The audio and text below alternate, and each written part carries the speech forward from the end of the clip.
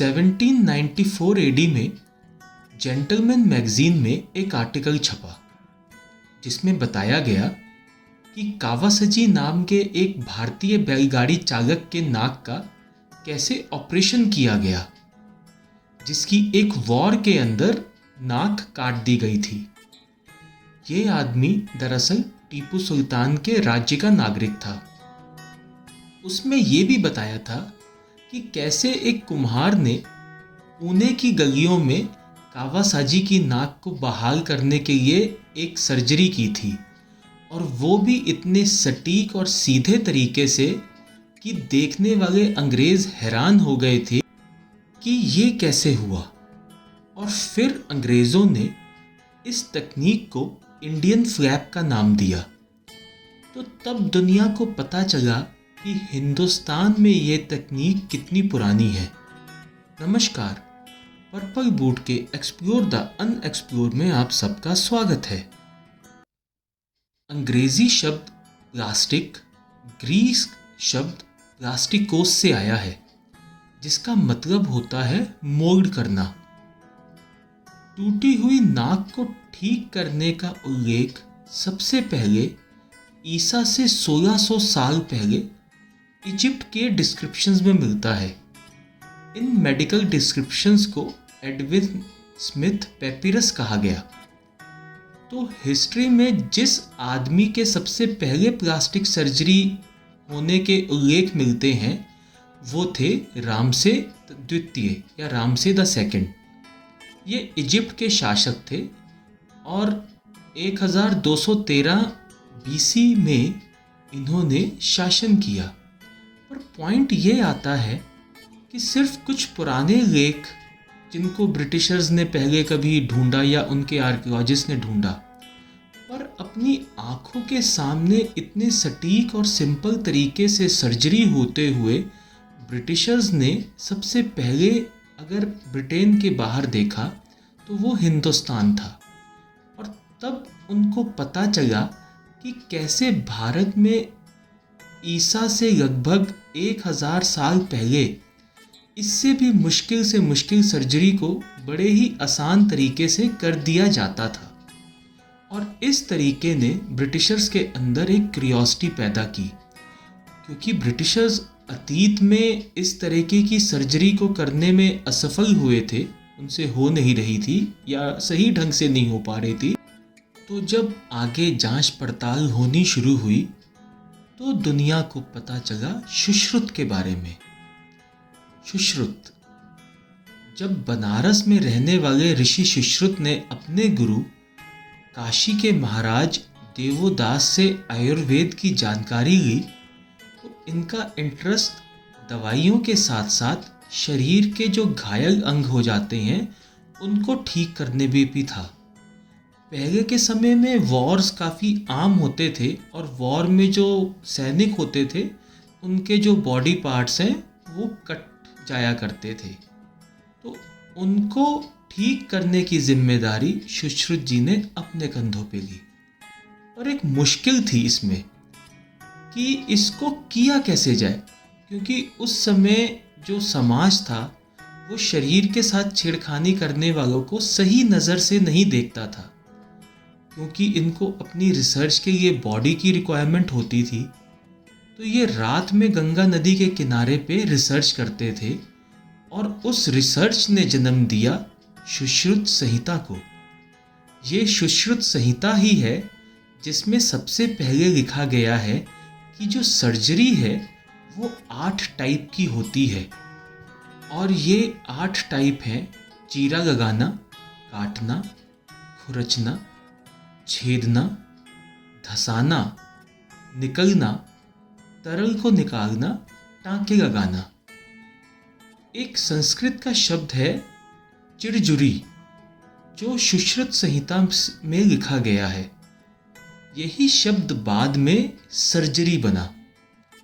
ये सुश्रुत संहिता से ही पता चला कि कैसे बिना किसी चाकू से बॉडी को डाइसेक्ट किया जा सकता है। इसका तरीका भी उन्होंने बताया कि पहले बॉडी को पानी में ही डिकम्पोज होने दें और धीरे धीरे समय समय पे एक एक लेयर करके उसकी रिसर्च करें।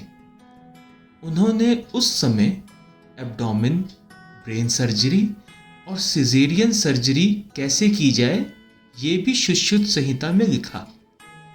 सुश्रुत संहिता के अध्याय 1/16 में इन्होंने डिटेल में राइनोप्लास्टी मतलब नाक की सर्जरी के बारे में बताया है। कैटरेक्ट के बारे में भी सुश्रुत ने अपनी संहिता के एक अध्याय उत्तर तंत्र के अंदर इसका जिक्र किया है। सुश्रुत जी ने एनेस्थीसिया के लिए शराब को सबसे सही माना है और ये सब ईसा से लगभग 1000 साल पहले लिखा गया है। उस वक्त इन्होंने जिक्र किया था कि सरसों, मक्खन और नमक के धुएं के साथ शल्य चिकित्सा जो कक्ष है, जिसको आज हम लोग ऑपरेशन थिएटर बोलते हैं, उसको फ्यूमिगेट किया जाए, जिसकी वजह से जो एटमॉस्फेयर है वो एंटीसेप्टिक हो जाए। वो कहते हैं ना कि आवश्यकता आविष्कार की जननी भी होती है, तो इस हिसाब से सुश्रुत जी ने लगभग 121 तरीके के सर्जिकल इंस्ट्रूमेंट्स का भी आविष्कार किया और इनमें से आज भी मैक्सिमम डिज़ाइन के थ्रू ही सर्जरी की जाती है। दरअसल सुश्रुत की कहानी बताने का ख्याल मेरे दिमाग में ऐसे आया कि मेरा एक फ्रेंड है, वो अपने दोस्त के साथ स्कूटर पे जा रहा था, तो रास्ते में एक बड़ी तेज रफ्तार से एक लड़का दूसरे स्कूटर से आया और इन दोनों का आपस में एक्सीडेंट हो गया। तो जैसे स्कूटर के अंदर एक फुटरेस्ट होता है, तो मेरा जो फ्रेंड चला रहा था स्कूटर, फुटरेस्ट उसके पैर में धंस गया और उसका पैर नीचे घुटनों के नीचे से कट गया बकायदा। तो ये एकदम से इतना अचानक हुआ कि कुछ समझ ही नहीं आया। ये बात है लखनऊ के राजाजीपुरम की। तो वहीं तभी पता चला कि वहाँ पे एक कायाकृति हॉस्पिटल है और वहाँ पे उसको लेके गए हम लोग, मेरा फ्रेंड उनको लेके गया। तो वहाँ पे डॉक्टर अमित अग्रवाल जी हैं और ये भी पता चला कि जो डॉक्टर अमित अग्रवाल हैं ये लखनऊ के सबसे फेमस प्लास्टिक सर्जन्स में से एक है। चांस की बात थी कि अमित सर उस समय वहाँ पे अवेलेबल भी थे। उन्होंने तुरंत देखा और ऑपरेशन करने के लिए रिकमेंड किया और हाथ के हाथ ही जब उस लड़के का पूरा जो पैर कटा हुआ था उसको वापस उन्होंने जोड़ दिया। कुछ दिन तक तकलीफ रही, लेकिन उसका जो कटा हुआ अंग था वो पूरा जुड़ गया। तो जाके ये पता चला कि प्लास्टिक सर्जरी का ही पार्ट है अंगों को जोड़ना। थोड़ा टाइम लगा, लेकिन आज वो जो फ्रेंड है वो ठीक है। ये कहानी जब मेरा दोस्त मेरे को बता रहा था कि ऐसे उसका जब पैर कटा, तो मेरे जहन में आई। तो मैंने कहा कि जैसे आजकल जितने भी टैलेंटेड डॉक्टर हैं वो सुश्रुत की विरासत को ही आगे बढ़ा रहे हैं, जैसे अमित अग्रवाल सर। बहरहाल, जैसे मैंने वीडियो की शुरुआत में बताया था कि 1794 में जब जेंटलमैन मैगजीन में इंडियन फ्लैग का जिक्र मिला, तो भी ब्रिटिशर्स ने इस बात पे बिलीव नहीं किया, लेकिन वो रिसर्च करते रहे। यूरोपियंस ने रिसर्च की, फिर जर्मन्स ने भी रिसर्च की इसके ऊपर, और करते करते 100 साल के बाद 1890 ईस्वी में सर हैमिल्टन बॉवर ने एक किताब लिखी कि diary of a journey across Tibet. इसके पीछे भी एक बहुत दिलचस्प सी कहानी है। जो हैमिल्टन बॉवर सर थे वो उस वक्त ब्रिटिश आर्मी में इंडिया में पोस्टेड थे। इनके रेजिमेंट में एक आदमी का मर्डर हो जाता है और मर्डर दैद मोहम्मद नाम का एक अफगानी करता है। ब्रिटिश सरकार मोहम्मद को पकड़ने के लिए कुछ सैनिकों के साथ हैमिल्टन बॉवर जी को भेजती है। ये उसका पीछा करते करते तुर्कमेनिस्तान या तिब्बत तक जाते हैं। ये बात 1890 की है। इन्होंने अपना डेरा एक गांव के पास जमाया। शायद 2 या 3 मार्च की बात है, जैसा इन्होंने किताब में उल्लेख किया है। एक आदमी इनके तंबू में आता है और इन्हें कुछ पुरानी जो पांडुलिपियाँ या कलाकृतियाँ थी बेचने की पेशकश करता है। बॉबर को वो कलाकृतियाँ पांडुलिपियाँ जो थी इनफैक्ट उस पर ज़्यादा दिलचस्पी हुई और वो उनको खरीद लेते हैं।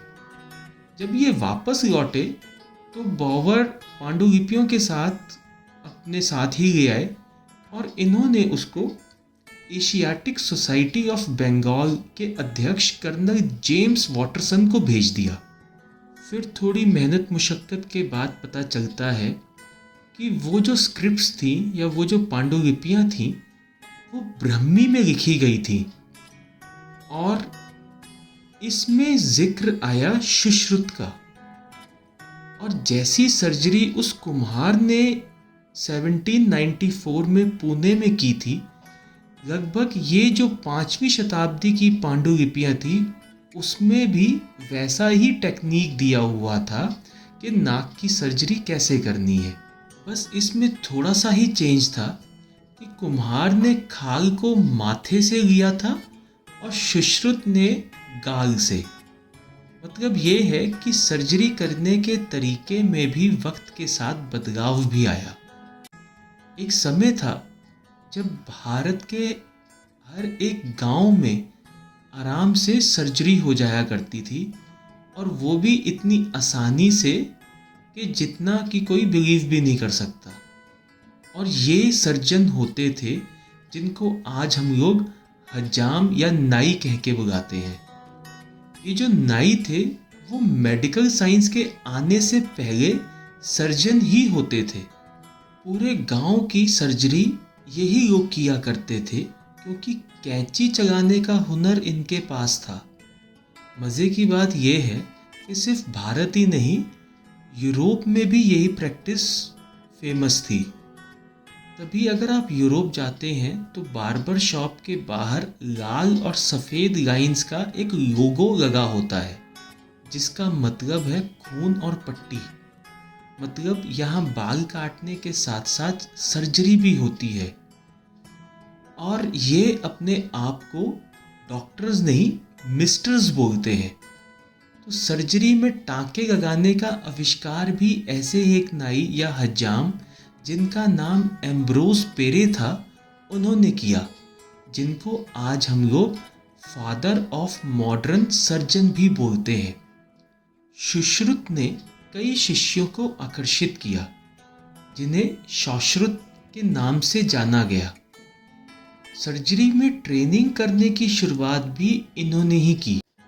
सुश्रुत संहिता में लिखा है कि केवल वही व्यक्ति नर्स के लिए या रोगी के बिस्तर के आसपास उपस्थित होने के लिए उपयुक्त है जो शांतचित्त और अपने आचरण में सुखद है, किसी के बारे में बुरा नहीं बोलता, बीमार की आवश्यकताओं के प्रति मजबूत और चौकस है और सख्ती और अनिश्चित रूप से चिकित्सक निर्देशों का पालन करता है। बाद में यही चीज़ ग्रीस जाके हिपोक्रेटिक ओथ में तब्दील हुई। बहुत ही कम लोगों को भारत के इस योगदान के बारे में जानकारी है। अगर आप लोगों के पास और भी कोई जानकारी है तो प्लीज़ मुझे मेल कीजिए, चैनल को प्रमोट कीजिए, शेयर कीजिए, लाइक कीजिए, कमेंट कीजिए, क्योंकि आपका एक सब्सक्राइब आपको कुछ उससे ज़्यादा दिक्कत नहीं होती, लेकिन अगर सब्सक्राइब चैनल होता है तो हमारे जैसे यूट्यूबर्स को काफ़ी सपोर्ट मिलती है। और तब तक पर्पल बूट की यही है राय, मनोरंजन वही जो ज्ञान बढ़ाए। धन्यवाद।